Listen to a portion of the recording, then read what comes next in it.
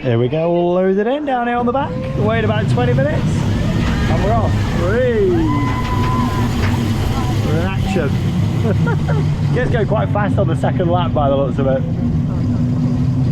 Yeah, did you ever ride this when it was at Camelot? I think it was like left outside like for quite a while when they stripped the theming off.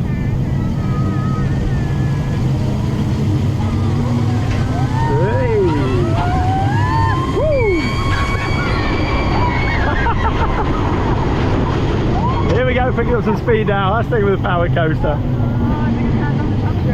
Obviously the speed's fully controlled all the way round. Hey! Woo! Quite sharp corners on this bad boy. Hey! Oh! Fast through the station, really fast.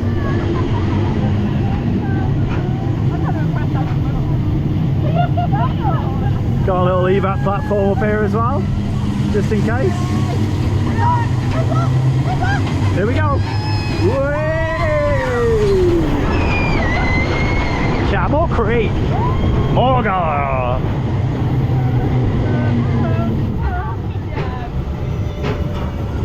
Woo!